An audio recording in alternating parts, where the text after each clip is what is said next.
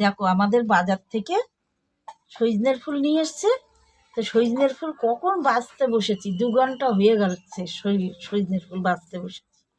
এই দেখো এত নোংরা বেরিয়েছে সজনের ফুল দিয়ে, মানে অন্য কেউ হয়তো বাঁচও না, না বেচেই মনে হয় ধুয়ে কোনো রকম বড়া করে ফেলায়। আর না বাছলে দেখো কত নোংরা বেরোয়, না বাছলে বোঝা যাবে না যে এর ভিতরে নোংরা আছে। হ্যাঁ, মনে হয় নিচেই পড়ে নাকি কেমন করে আর ওরা বেচে কি জিনিস, ভিতরে অনেক কিছু নোংরা থাকে। আজকে সজনের ফুলের বড়া করবো। সজনের ফুল, এখন সজনের ফুল খাওয়া ভালো, কেন অনেক রকমের রোগ ওই মায়ের দয়ায় তা হয়, এগুলো হয় না এখন যদি সজনের ফুল খাওয়া যায়। বা এরপরে সজনের ডাঁটা, সজনের শাকও খুব ভালো লাগে, খেয়ে দেখবা তোমরা।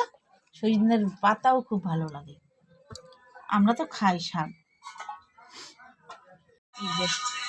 ফুলটা ভালো করে ধুয়ে নিলাম, ফুলের ভিতরে বালি থাকে তো একটু ভালো করে 2-3 ধোয়া ধুয়ে নিলাম।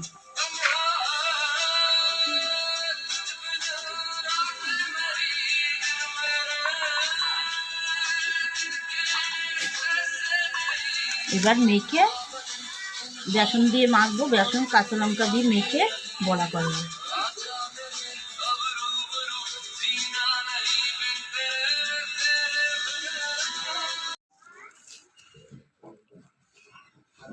এই যে লবণ দিয়ে দিলাম, আর হলুদ দিয়ে দিলাম,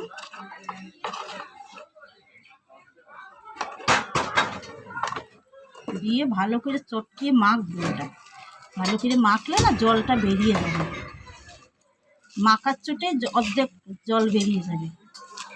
তারপরে লাস্টে দেবো বেসনটা, নরম হয়ে আসবে বেসনটা দেবো। আগেই বেসন দিলে না চটকানোটা ভালো করে হয়।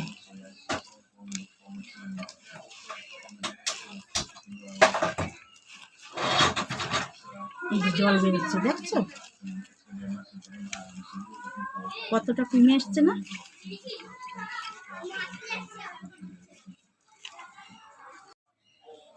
এই যে মাখার ছোটা নরম হয়ে এসছে, এবার বেসনটা দেব।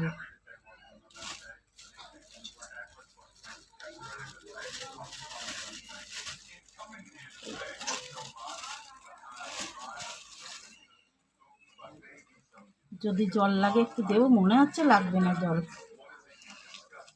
এই দিয়ে যা জল বেরিয়েছে এটাই হয়ে যাবে।